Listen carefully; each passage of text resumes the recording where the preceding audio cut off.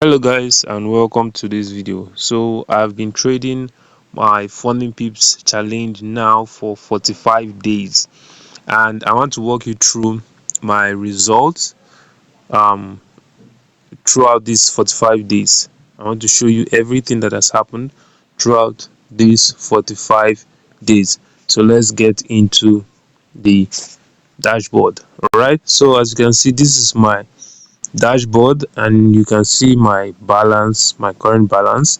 I am currently down 0.48%.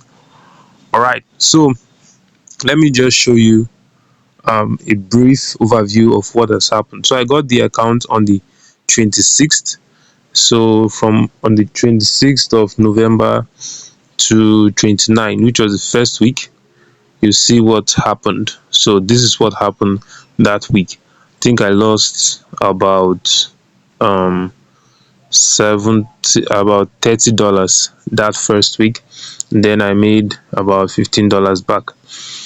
Then the next week, let me show you what happened in the next week.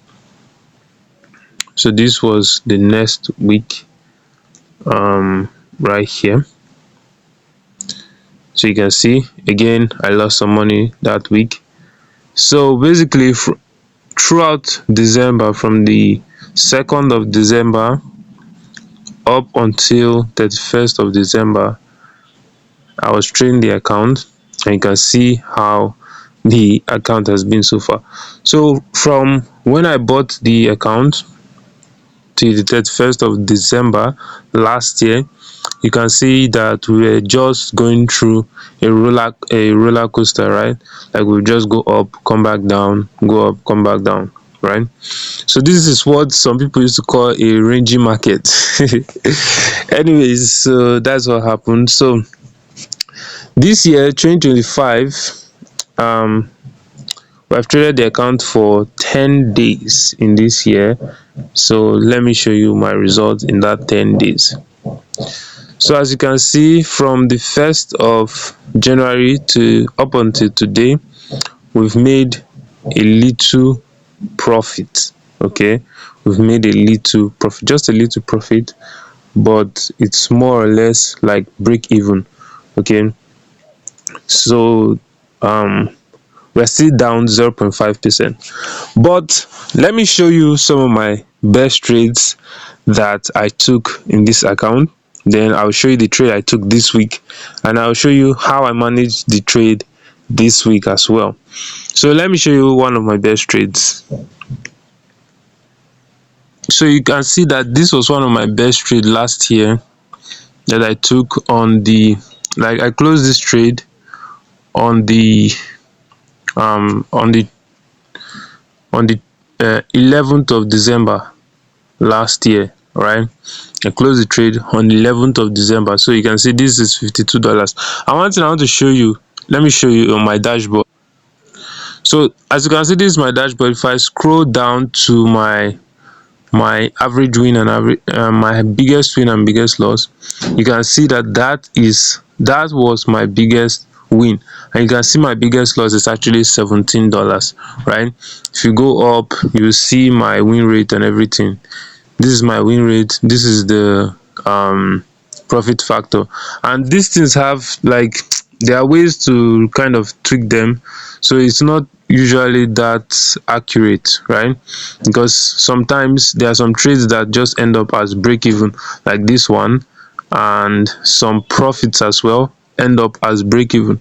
So this kind of profits and this kind of loss would end up screwing up your, and this kind of loss as well will end up screwing up your average win and average loss, right? This kind of profit, you can see these are break even trades, so they would, so these are break even, break even, break even.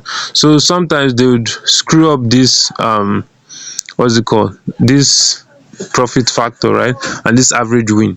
So these are not that accurate. Okay, so as you can see, that was my biggest win on the account. Where is it? Yes, so 52 $52.25, right? And this is my MetaTrader, and you can see $52.25. So let me show you the trade analysis and everything about this trade. So let's go to my journal.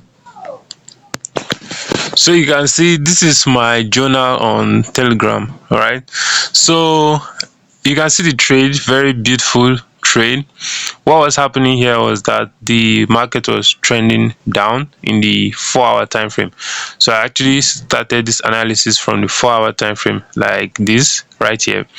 So you can see that on the 4-hour time frame, it just broke structure and it was pushing down, right? So I marked out the supply zones that I could spot, and as you can see, this one was one of the supply zones that I spotted. So for my entry, I actually entered at just below this supply zone here, and I placed my stop loss above this high here, because this one was looking too good to be true, and it ended up to be too good to be true, right?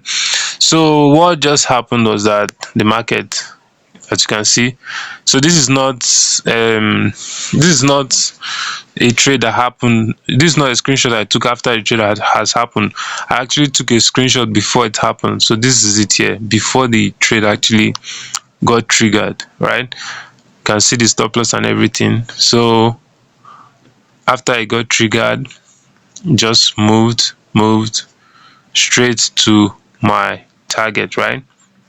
So you can see AD card, everything. So at this point, it was kind of consolidating a little bit, but I knew it was going to take out this recent low right here. So I just left the trade, and lo and behold, pum, it actually played out nice. So that was my best trade for last year.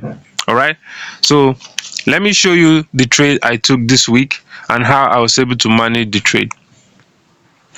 So as you can see, this week I actually took I took 4 trades this week. Yes, I took 4 trades this week. So these two, these two here, this GBP JPY 1 2, it's actually one trade. I'm going to show you how the trade played out. So basically, this trade was a 1:3.5 trade. So it actually moved to 1:2.9. Then it started to consolidate, and then I took partial out of the trade, and then I placed the remaining part of the trade at break even. So it then reversed on me and closed this one at break even. So I wanted to enter again. Later on, after I entered, I was like, this trade is not looking good. So I closed the trade. Then another part of me was telling me that I might miss out on the trade, so I entered again, and it ended up as a loss. And then I went to AED/JPY and I took a trade. So let me show you all the trades that I took this week. All right, so let's go to my journal again. So you can see that this is the trade on my journal. Again, the same concept that I used for that my best trade for last year. It's very simple, right? So I saw that I broke this structure on the 4-hour time frame, indicating that it was bullish, right?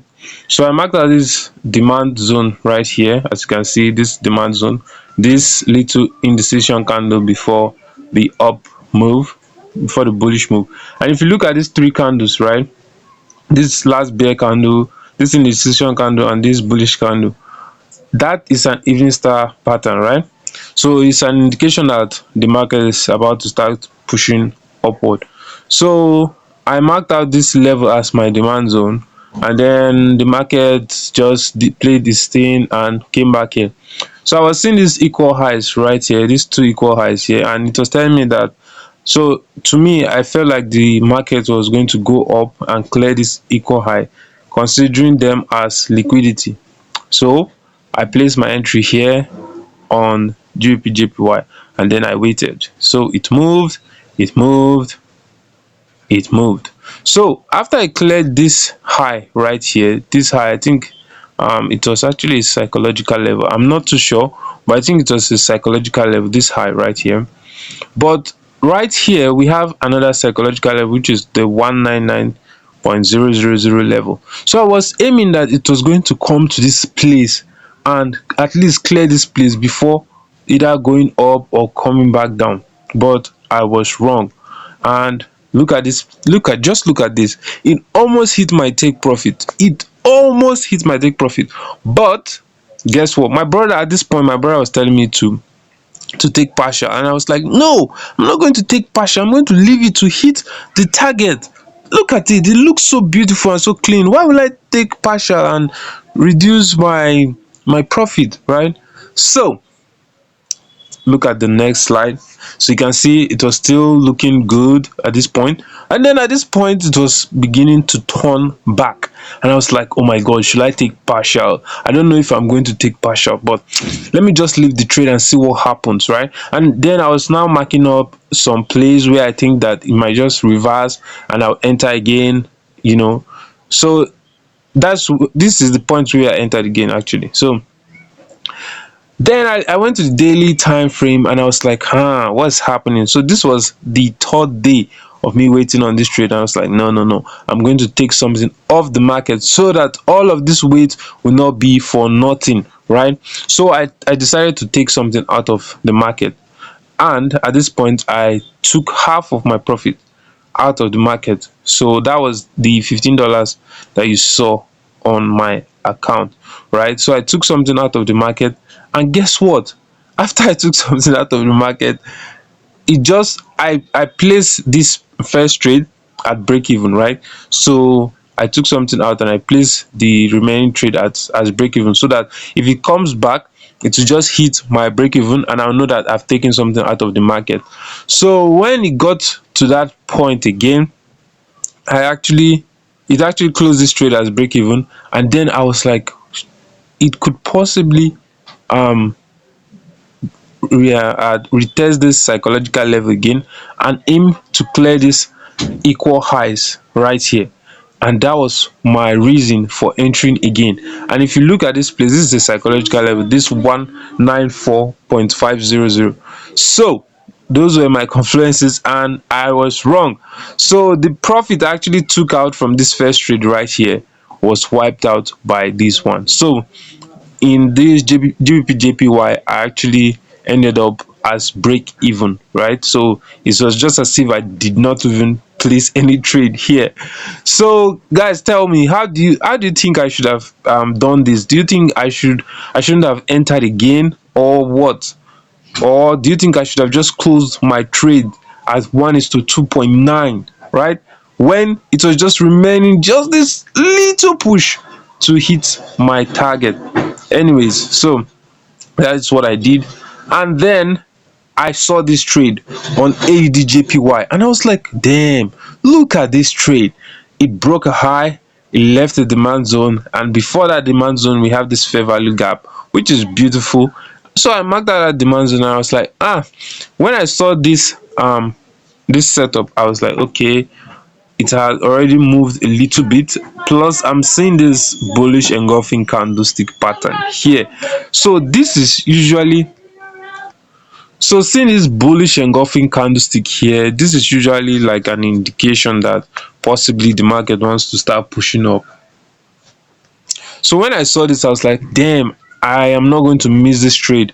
And considering the fact that I just taking break even trade on GPJPY, I was looking for another trade. I was eagerly looking for a trade, so I just decided, you know what, I'm going to take this trade. Plus, when I checked the risk reward ratio for this trade, it was actually giving me 2.5 R, and I was like, should I leave 2.5 R for the potential of not losing 1 R? So I was like, no, let me just take the trade. And that was another mistake. I should have not taken that trade. And as you can see, boom, in just the next candle, the next candle actually just moved straight to my stop loss and stopped me out. So that was the trade on ADJPY. So that is this trade right here that you can see, this $13 right here. So let me take you back to my dashboard. So as you can see, that is what happened this week, right? This was the little profit I took, and this, okay, I think this was the profit I took right here, and then I took those two losses right here. So that is how this week played out. It was actually a fun week for me. So as you can see, yes, exactly, this is how this week just played out, right? I took that partial profit, took a loss, and then took another loss.